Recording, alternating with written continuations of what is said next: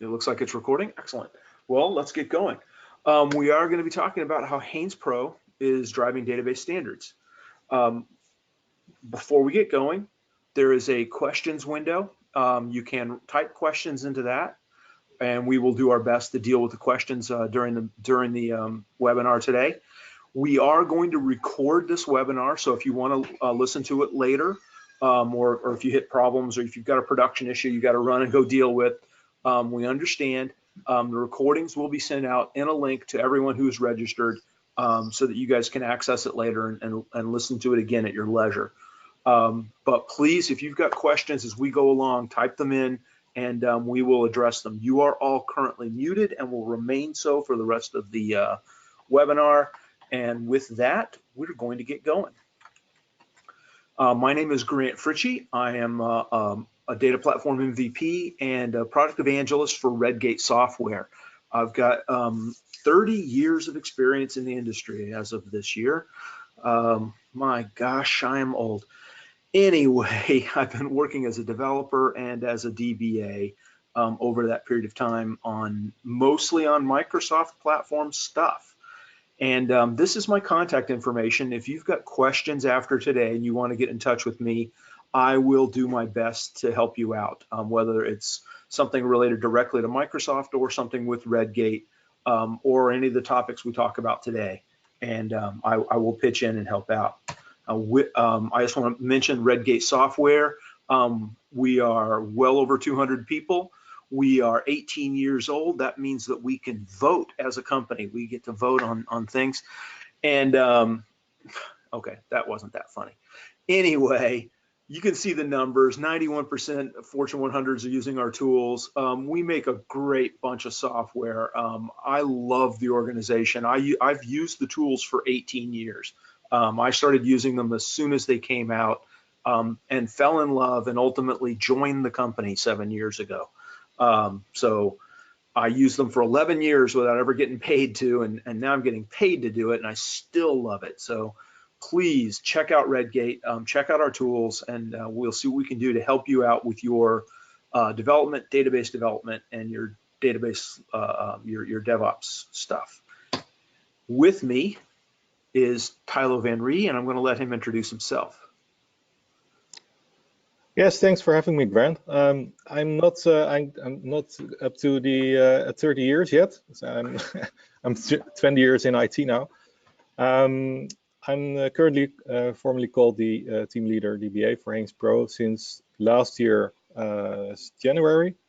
However, my team is providing several services such as database development, analysis and reporting, and of course database administration. So I'm advised to my manager, the group's IT director, and to our editorial and product management teams. Usually I'm entangled in both architectural issues and day-to-day application management operations. Excellent, that's good to know. So now you work for Haynes Pro. Can you tell me about Haynes Pro? Yeah, we are a leading supplier of digital automotive data, and we provide major distributors with online database solutions that are used currently by more than 60,000 independent workshops. We are not just an automotive company which understands information technology, but also an IT company which understands the automotive sector. Our flagship product, Worksheet Data, well, it gives professional mechanics all the information they need to diagnose, maintain, and repair over 28,000 different makes and models of cars, light commercial vehicles, and trucks. Excellent. All right. So it started again. All right. So the plan for today is really simple. We're going to talk. Thailo's done some amazing stuff with redesigning, reamping their development and deployment methodologies, and we're going to go over it. So I'm going to ask him some questions. He's going to give us some cool answers. If you guys have additional questions beyond what I'm asking, please, again, type them into the window. And we are basically just going to share information here today. So to start off with, can you tell me how your team is structured? Yes, well, we have 4 DBAs in the Netherlands, and a couple of in the UK, and 2 in Romania. And we work with 8 Java and .NET developers who regularly write T-SQL. Okay, so I mean, it's a mixed team. 2, you're looking at multiple time zones, and so there's a lot going on, I think is a safe way to put it. Fairly. Okay, cool. So what happened at Haynes Pro that pushed you to change your development process? Actually, I was given a directive by my manager when I first got into here last January. So it was build a team, preferably with one way of working, and root out the obvious mistakes, be productive. So I guess you could freely translate this to do more with less. Wow, I'm sure no one's ever actually heard that description before. Do more with less. So, I mean, was there any particular problems you guys were hitting though that was really, I mean, beyond, you know, deliver more software faster, which I'm sure we all get. I mean, were you actually hitting issues that were causing this? Yes, well, to put things in perspective, I have to tell you something about our production process and operations. Currently, our main database needs to be updated 4 times a year with the latest facts and corrections in 23 languages. And there are over 100 editors, authors, and translators at work in 3 countries. So you can imagine within this release cycle, there's a lot of pressure on consolidating of information, working with multiple sources, etc. So we often get merging and conflict issues occasionally. Well, we would miss a deadline or 2.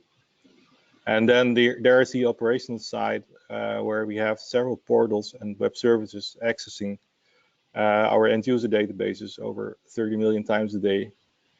So when changes to a database were being made manually in many different developments and staging environments, it would often take weeks before they were deployed successfully. Obviously, this is very embarrassing stuff. Yeah, no kidding. That's rugged stuff. Now, so this is what drove you to start the process of changing. Great. When you started that process, when you started making changes to your development and deployment, were you using any tools at this point, or was it all manual? The latter. At some point, at this point in time, we were just using SQL Server Management CDO, text editors, some batch scripts, and a few SQL Server agent jobs. Wow. Okay, now you've already told me, but I want to hear a little bit more. What other issues did this cause? I mean, just doing everything through, a set of eyeballs and a set of fingers on a keyboard. What other issues were you hitting? I mean, you talked about downtime. How many million again? What's that? How many million connections or requests a day? We have over 30 million hits a day. Yeah.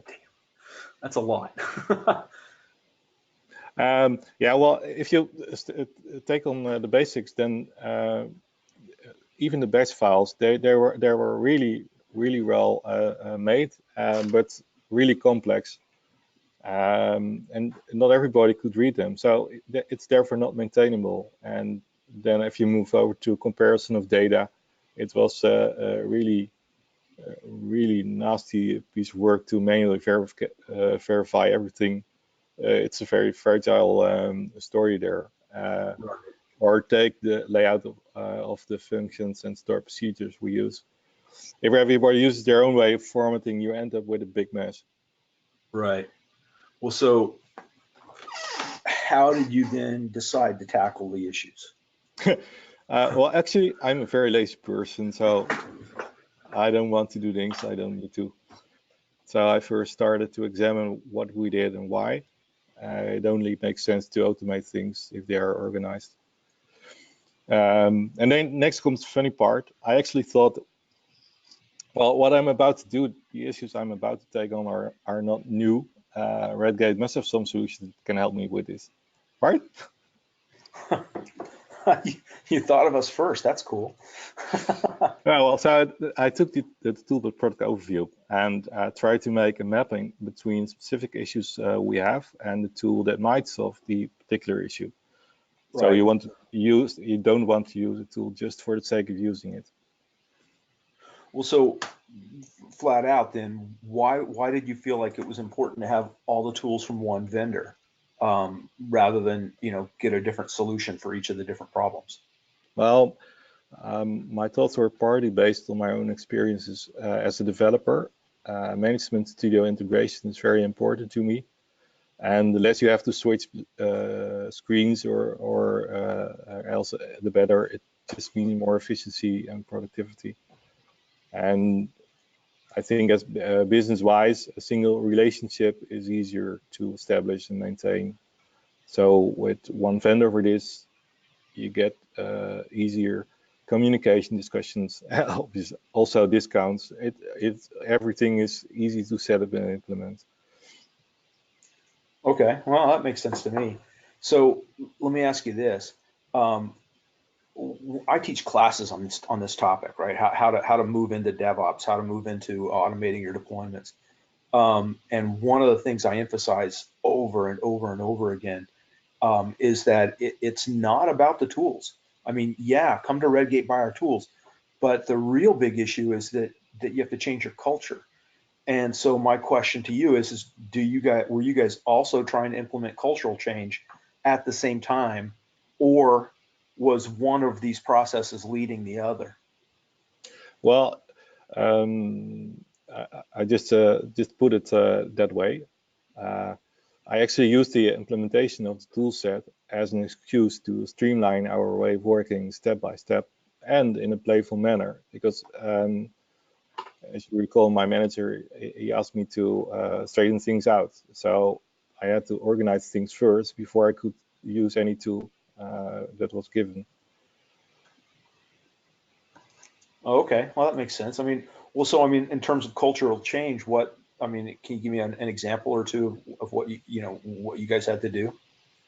It's very basic. If you want to have things done your way, you can either give the directive and just let people do it, but most of the time you get a really nasty response that, well, do it yourself, or it's just general human resource management. If you want to have a way of working changed, it takes time. So you have to design, you have to make a plan before you do something like that. Okay. Well, let me ask then, how did I want to separate this out because I've got a question from someone in the audience I'm going to ask second. So first, how did your colleagues react to this change? Well, I recall there were some mixed feelings in the beginning, but when they got comfortable with the tools, their confidence grew.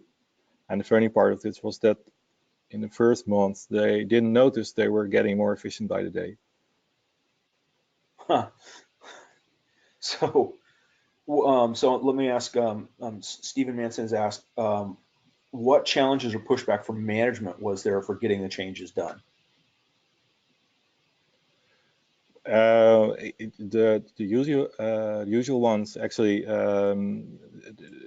My management was very direct. I've got a direct line to my manager, so I didn't had to explain myself to a board or whatever. So I should say I was very lucky. I could push our IT agenda with quite with quite a fast pace through. Okay. So the challenge was at first to have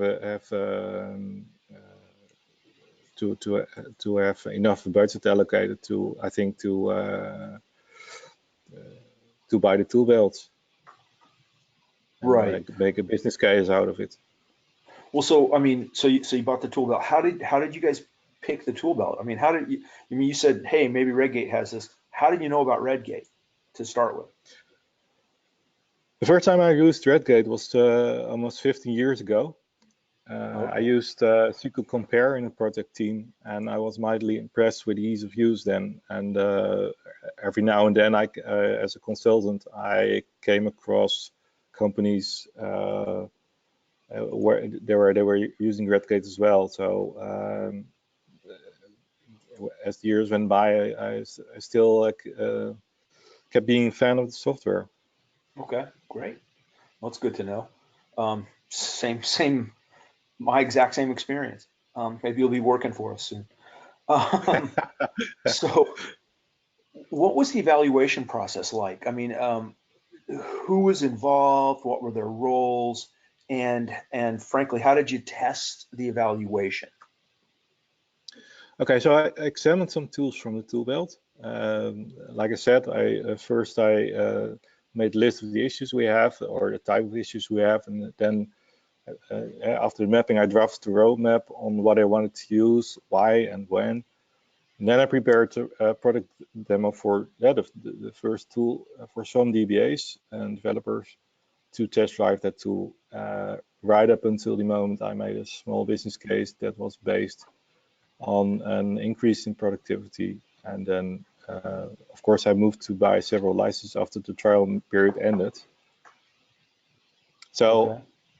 My manager, the group IT's director, he had the final sign off on this. Okay. Yeah. So in the end, the go-ahead was primarily based on the promise of doing more work within the timeframes given to us. Right. Okay. So there's my question. How did you measure the increase in productivity? At first, we used the Jira system from Atlassian to track issues and projects. We still use it, but in the beginning, we just counted how many issues we solved on a weekly basis. Obviously, this is not really a fair KPI, but so we went back to measuring the planning and the rework. Yeah, you have to start big and then work your way down. But I can tell you, so far we are not missing any deadlines currently. So there's that. So the changes you've introduced that have actually increased. I mean, the core that you were given was do more with less, and you are actually doing more with less. Yeah, we're getting more work done, or we're getting work done that just need rework, and so we're improving by the day, I would say. Oh, cool. So you're going through a continuous improvement process, using the testing as a feedback loop, adjusting the automation. Automation we're not using yet, but it's high on my nice to haves. It's coming. Okay, cool. Well, so what process changes did you then introduce? How did you guys change what you were doing? Well, the basics first. Schedule backups, restores, stop comparing things by hand. Quality control, code reviews, really the works, the basics. So when, as an example, when we started using SQL Compare, you can use the view panel to compare changed code lines or tables, which is really helpful. Some people were not used to using code comparison in source control applications, so they were really helped by the view panel of SQL Compares. Okay. So you said you're using compare, and now you're using source control? Well, currently we use Subversion, but we're about to move over to Git because everyone else is using that, and I'm really up for one way of working and everyone else having the same view of the same stash and stuff. So yeah, I agree with that. That's always been one of my arguments, is that the development database development should be done the same way as application development is in any given organization. Not that there's one right way to do development, but No, I totally agree there's with a that. process. Oh, sorry, go ahead. I'm just agreeing. Okay. Nodding here. Okay, cool. So you said you used, how are you getting the scripts in and out of source control? Well, currently, like I said, currently we use this subversion, and this is done on a manual basis. And I'm on the verge of connecting the Git stash from the with SQL source control from SQL Management Studio. Okay. I tried out everything else, but then I come back to SQL source control. So Okay. eventually So we get there. yeah. Oh no. Yeah. You know, I mean, the other thing I compare all this stuff to is eating the elephant, right? One bite at a time.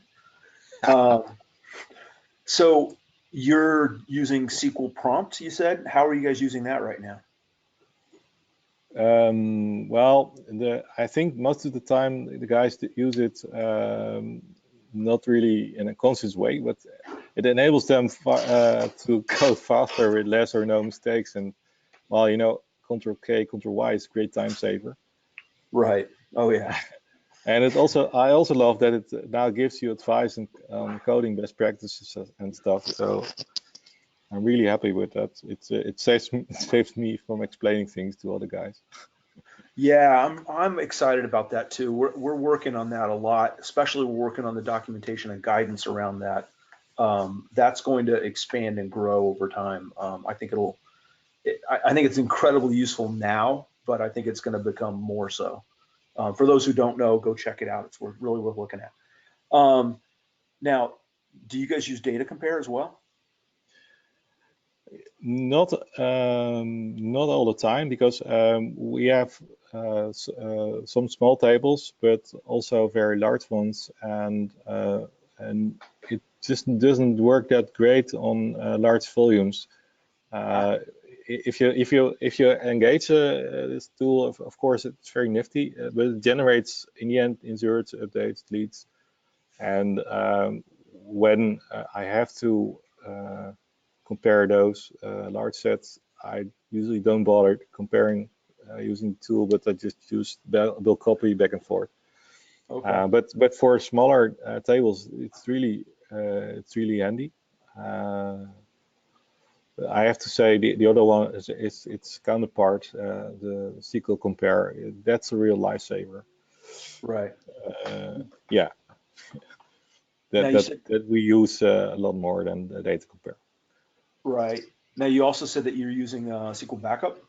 How's that getting used?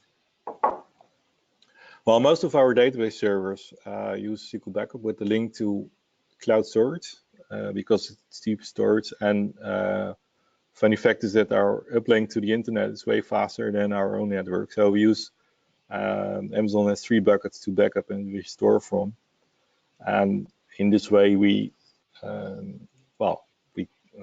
hit a couple of birds with one stone.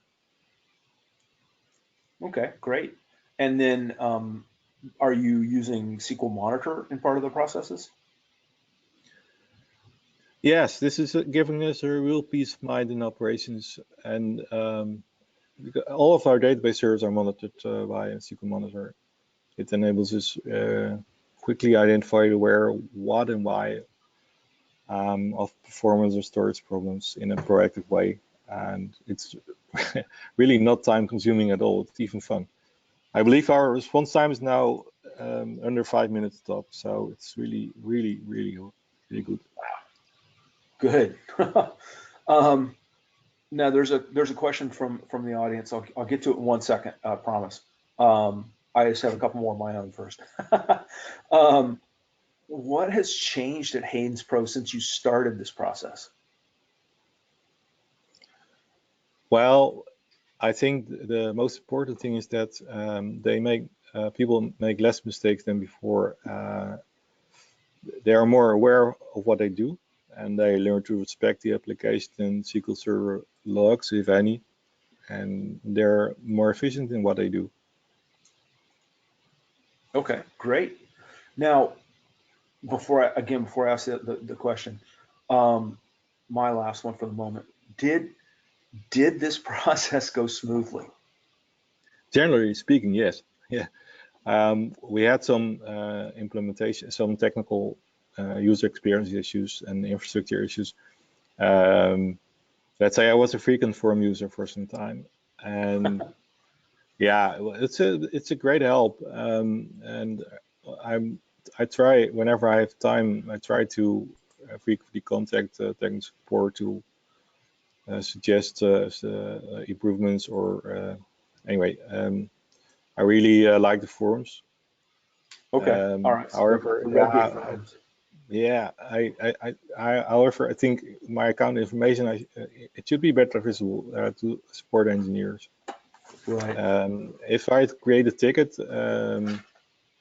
I think my commercial account information, it should be visible to the support's back office pages, so that they have a better overview or understanding of our estate. So if you want to call it that way. Right. Okay, that's good to know. Good feedback. Thank you. So Stephen's got a question. When deploying, are you deploying using NuGet or DACPack or what? Deploying, I'm not sure what he means by that. If I deploy a database version, You're probably just doing straight up T-SQL at this point. We use to deploy. We use versioning in a very rudimentary way. We have databases that contain certain certain version data. Then we just do backup restore, or we use replication, right. And we use the SQL compare to generate deployment scripts and stuff, and then we put those in source control. Right. When you move into the next step of automating, you're going to want to look at NuGet, in NuGet, NuGet. I'm sure I'm not pronouncing it right. The DACPack stinks. Stick with NuGet. That's an opinion, but I can back it up. I'm really eager to use NuGet, but wow, I think with these projects, you have to be careful. You don't want to tackle everything at once. Right. Oh yeah. Oh, I agree with that. So speaking of what you just said, which is by the way, great advice. Don't try to tackle everything at once. What advice would you give to any organization that wants to start planning a project like this? Or better still, wants to start implementing a project like this? For starters, take the project very seriously. I'm laughing, but it's really serious business. You have to decide what you want to tackle with what and why. Because, well, if you have enough budget, then, well, I don't care. But if you decide what you want, then you can choose if you need one or more supporting tools. But if it's more, then you have to mind your budget very soon, very fast. So you have to draft a business case, and it may be simple, but you have to use it to sell a sponsor. And I think don't underestimate culture changes. It may take years for some people to change their way of working for the better. People are habit creatures, you know. Right. Oh yeah. That's actually I love that advice very much. I mean, that's a piece I give all the time, is focusing on the culture first. I mean, technology. I mean, it's easy to teach people T-SQL. You know what I mean? It's not that hard. You know, we can show you how to. You know, if we can show you how to use T-SQL, we can certainly show you how to use a Redgate tool. Right? They're stupid simple. Or I'm sorry, ingeniously simple. But regardless. That's the easy bit, is the technology. The hard bit really is getting that culture right and getting people, you know, willing to shift. I mean, I think you're coming from a bit of an advantage over some people in that your organization asked you to make changes. That's a real advantage, yes. In the end, well, overall, I think everybody should be patient and realistic in this. Cool. Let me ask you a totally different question for a minute. So GDPR, privacy and protection and compliance are huge, huge topics at the moment. How is this stuff affecting Haynes Pro? Well, we are currently ISO 9001 certified, and but primarily focused on processing technical automotive data, and we do not really persist data related to personal information. So there are a few tables containing user information, and data are masked when necessary. Our CRM related systems are outsourced, and those vendors are GDPR compliant. So I think we're good for now, until we think of doing new projects which might touch GDPR in a more in-depth way. Right. Oh, someone's complaining they lost sound. I can hear you. Can you hear me? I can hear you. Okay, then.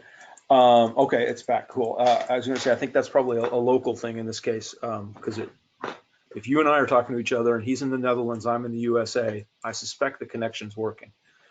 That's a very good bet. Right. So, okay, so you guys are largely, but not completely, dodging the bullet of the GDPR. How do you think that's going to be affecting the rest of the industry, though? I mean, if you left Haynes Pro, I'm not saying you should. Sounds like a great organization, but how do you think that's impacting the rest of the industry? Well, let me think. I think GDPR uncovered some issues we already knew, but we just need to address it ASAP now because it's compliance. I guess a lot of functional and technical designers need to rethink their work, where programmers need to be made aware of GDPR implications before they start programming any stuff. So yeah, I think there's great impact on the data industry.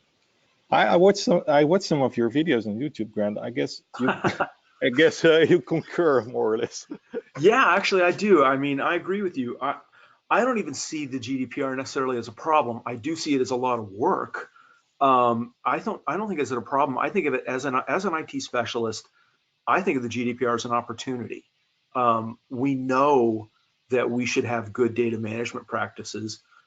We've probably been telling our boss that we needed to make sure that we've got proper backups, that we've got, proper data management, that we know where our data lives and we know how to find it and we can document all this stuff. All of that's probably stuff that every single person out there has told their boss. And the boss is just like, no, we don't have to worry about that. Well, now they have to worry about it. Yeah, they do, yes. Yeah, I think that's a great thing. All right, well, let me shift gears again. What do you think in the next 12 months is your biggest challenge? Well, that's one easy answer.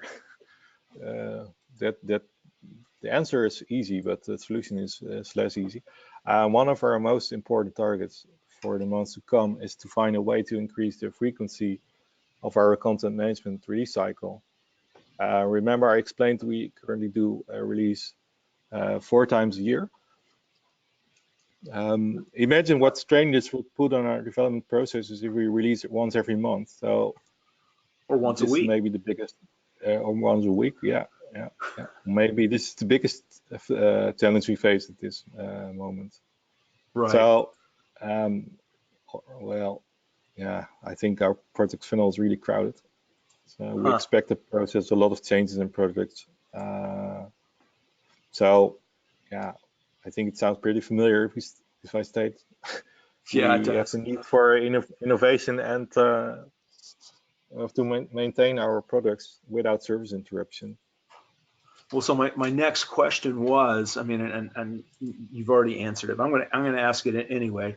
So there is a phase 2 for this project. You guys are, I mean, you've implemented something, you've gotten a massive improvement, you're happy, but you want to get happier, is basically what we're saying. I still need to do more with less. Right. Well, I mean, one piece of advice I'll offer on this is, if you are looking to accelerate, the easiest way to accelerate is to shrink. And by that, I mean, you might be better off doing even more releases than you think you can do. If you say, if you said to your manager, I think we can do 1 a month, you might want to try to do 2 a month.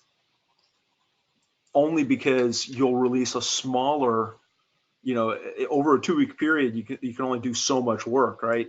So you'll release a smaller chunk of code, which is easier to test and easier to validate and easier to ensure it's not going to burn everything down, rather than 4 weeks worth of code. Exactly. Yeah. So this guideline, we also are looking for ways to implement it in our editorial processes. So my next goal is to be able to do automated database deployments, and work more in a continuous integration fashion. Okay.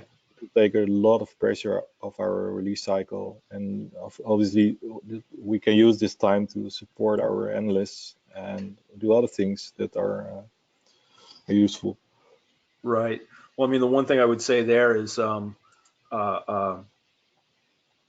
when you set up the CI process, the big thing about CI is everyone thinks about their automated testing. Approach that the same way you've approached every other bit of this process. Small chunks, right? One test at a time.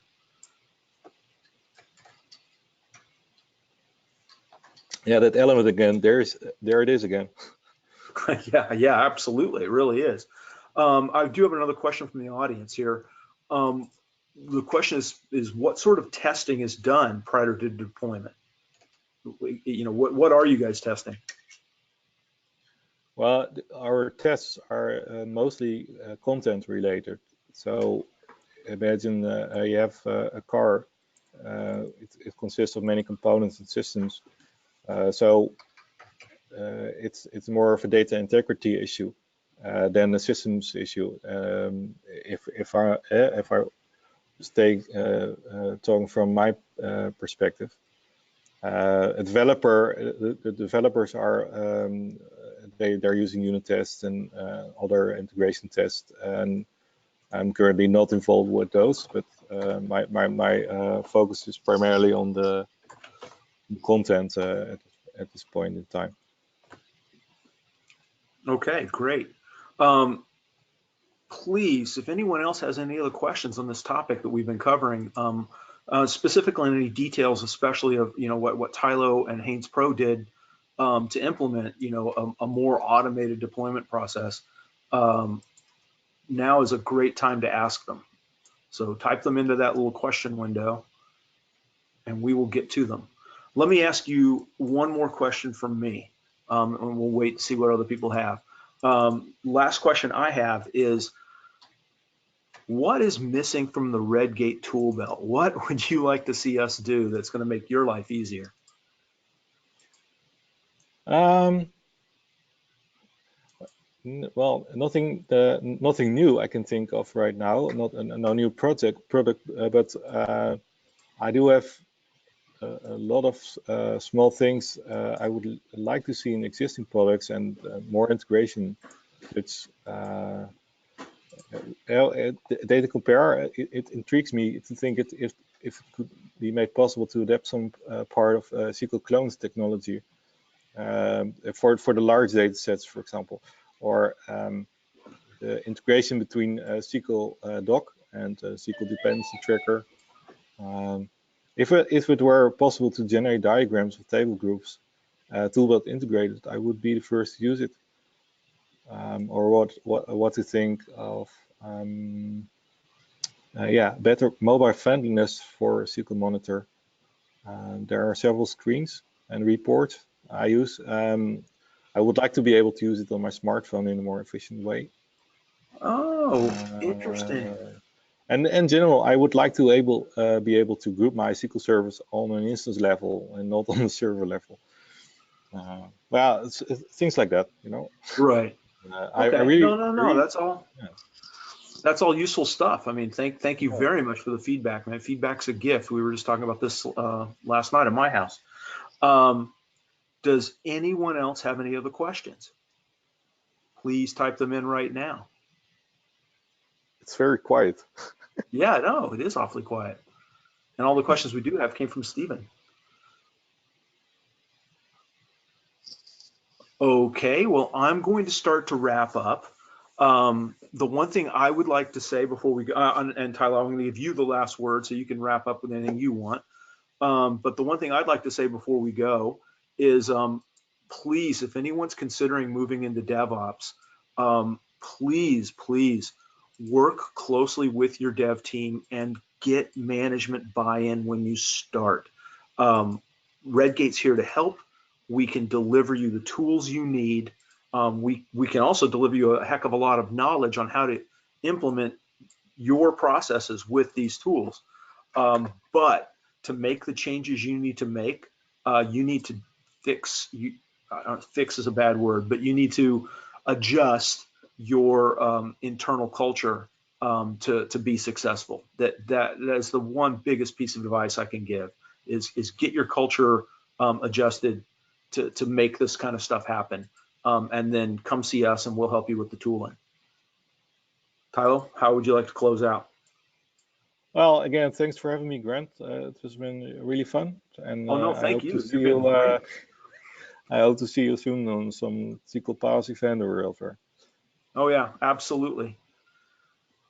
Well, with that, I think we're going to close things down. I still haven't seen any other questions come in, so thank you for everyone for attending. Again, this will be recorded, and you can listen to it later. If you've got questions, get in touch with us. Before I go, make sure I'm on the right screen. Just want to make sure you guys are aware, SQL in the City streamed on September 5th. It's a live online event similar to this. And we've also got 3 live events coming up. SQL in the City Summit, New York on October 12th, London on October 18th, and Chicago on October 26th. I'm going to make the New York and London events. I'm going to miss Chicago. I have another previous engagement I'll be attending in Munich, actually. So please register for these, get involved. We are trying to give you guys as much information on how to be a good data pro, how to be a good DevOps person, and how to enjoy your Redgate software all at the same time. And that's it. Thank you very much for attending.